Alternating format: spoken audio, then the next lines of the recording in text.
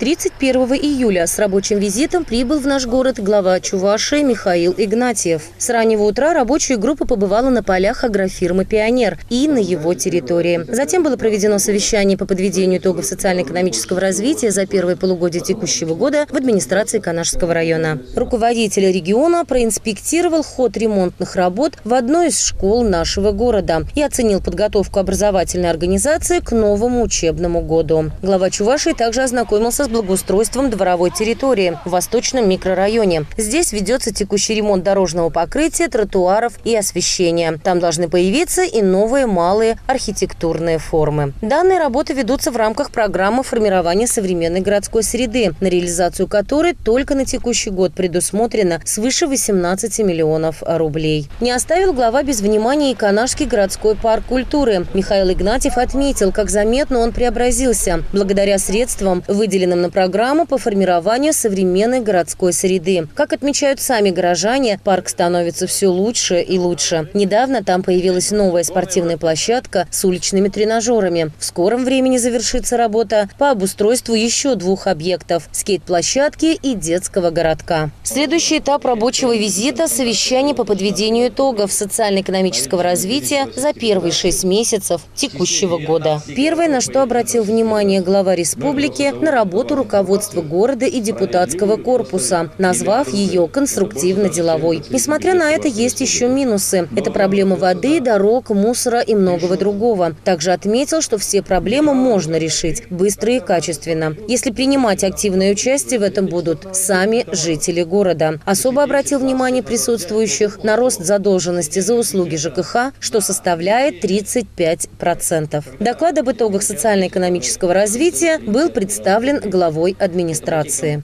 У города действительно консолидированный бюджет в этом году небывалый – 1 миллиард 671 миллионов рублей. Это по большей части дотации, субвенции и мероприятия на развитие нашего бизнеса, которые нам предоставляет Республика и Российская Федерация. Свои собственные доходы у нас запланированы 271 миллионов рублей. За первое полугодие доходы у нас составили 436 миллионов рублей, собственных 111 миллионов, и 324 из них это как раз безвозмездные поступления. Виталий Михайлов также отметил, что республика и город выполняют все свои социальные обязательства. Ветераны, многодетные семьи получают положенные выплаты, увеличивается заработная плата работникам бюджетной сферы, принимаются меры по обеспечению местами в дошкольных образовательных организациях детей старше 1,5 лет, состоящих в очереди. Создаются новые рабочие места. Так, за первое полугодие текущего года их было создано 208.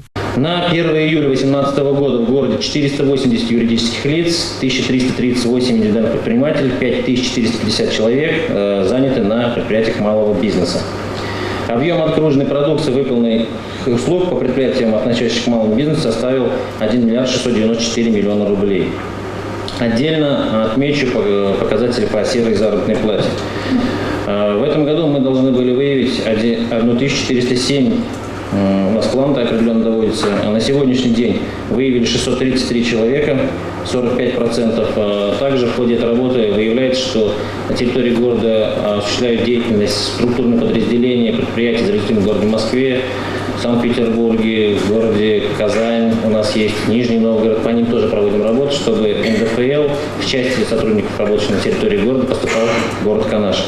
Наша задача – улучшать демографические показатели. Также отметил он. В связи с этим в следующем году в Восточном микрорайоне будет построен новый детский сад на 240 мест. На эти цели из республиканского бюджета выделено 122 миллиона рублей. Сегодня объявлен аукцион на строительство садика в микрорайоне Восточной улицы Репина на 122 миллиона рублей с учетом оборудования.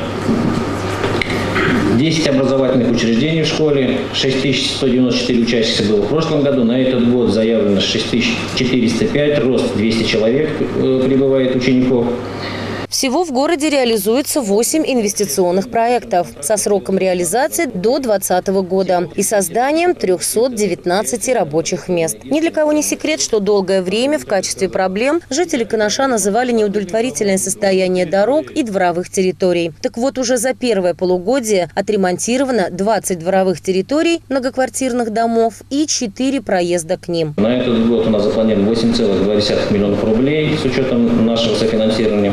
За первое полугодие 2018 года мы отремонтировали 20 дворовых территорий многоквартирных домов, 4 проезда к ним, площадью 13 500 квадратных метров. Задача на второе полугодие еще 4 дворовых территории многоквартирных домов. У нас все контракты исполняются, подрядчики работают, отставания от графика нет.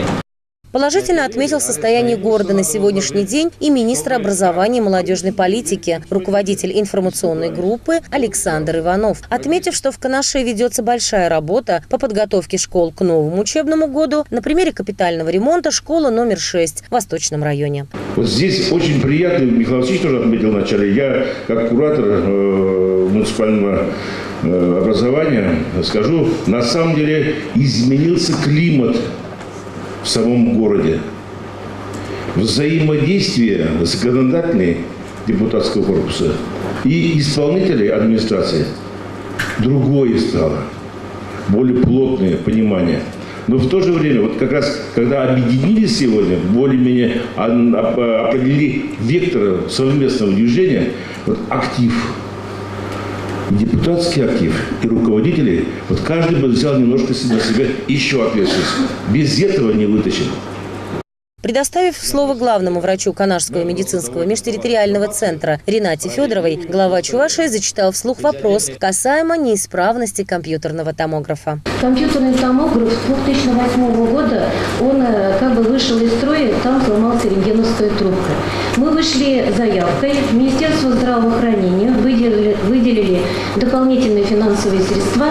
Сегодня объявлен аукцион и надеемся, что 1 сентября компьютерный томограф работает.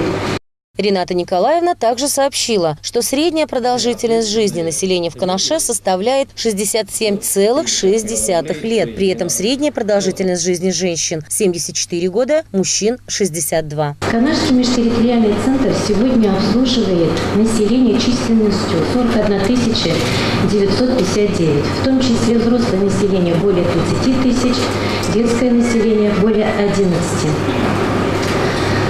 2018 год он объявлен годом профилактики по борьбе с онкологическими заболеваниями. Для нашей больницы целевые показатели 20 сохраненных жизней.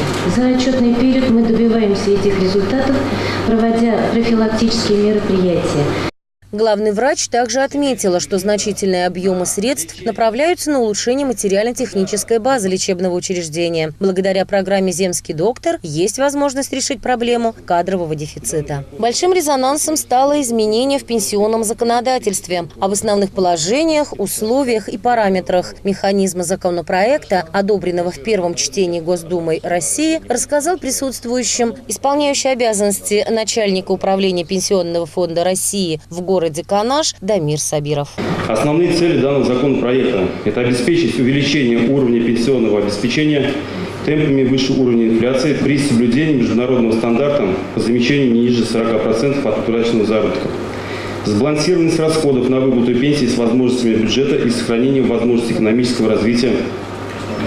Также сохранение возможностей резервов для экономического развития и роста России, наличие ресурсов, в том числе трудовых. Основные ключевые изменения. Общеустановленный возраст выхода на пенсию по старости предлагается постепенно закрепить на уровне 65 лет для мужчин и 63 года для женщин. Начиная с мужчин 1959 года рождения и женщин 1964 года рождения, которые выйдут на пенсию в 2020 году в возрасте 61 год и 56 лет соответственно.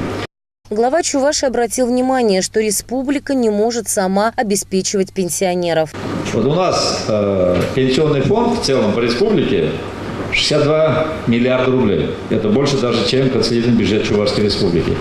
Но в том числе это не социальные пенсии, возьмем там после войны были специальные пенсии, да, вот это высчитаем 57 миллиардов, вот минус 5 миллиардов. Мы сами себе, уважаемые работники, работодатели, как юридические лица, обеспечиваем пенсионеров на 20 миллиардов рублей.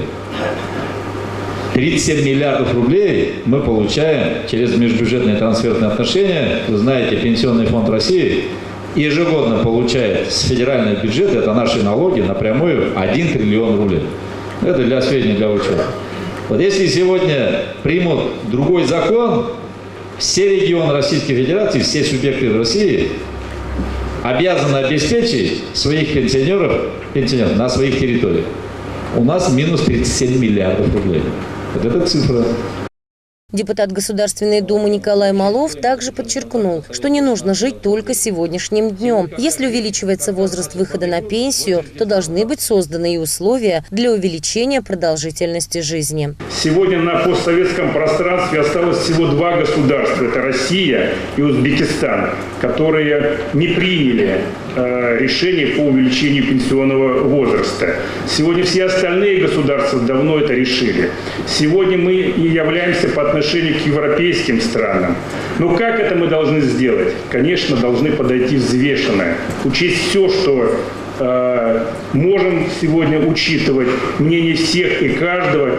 И до 24 сентября будут приниматься любые предложения и поправки от физических лиц, от общественных организаций, от разных союзов. И, конечно, не может остаться без внимания позиции президента, о которой Михаил Васильевич сказал, что сегодня и этот законопроект его не устраивает. Но в первом чтении принимается концепция, а все остальное, конечно же, это во втором чтении. И вот здесь мы должны подойти ответственно. Еще раз хочу сказать и обратить ваше внимание, уважаемые коллеги. О высоких перспективах нашего города глава Чувашии отметил особо. Большую роль в этом сыграет статус территории опережающего развития. Город Канаш, он выиграл конкурс как моногород. Соответственно, сегодня огромные средства выделяем. Таких средств город Канаш за последние 20-30 лет вообще не видел. Я называл эти цифры. Более чем 1 миллиард 300 миллионов рублей. Касаясь городской среды, дворовые территории благоустраиваются тротуары, оснащаются спортивным оборудованием, общественные пространства благоустраиваются. Парк в городе Канаше краше стал. Еще надо много сделать для того, чтобы еще краше, еще лучше стало для горожан, для наших гостей. И этими вопросами занимались и будем заниматься. Марина Баринова, Вениамин Григорьев, Павел Павлов. Специально для передачи «Вокруг нас».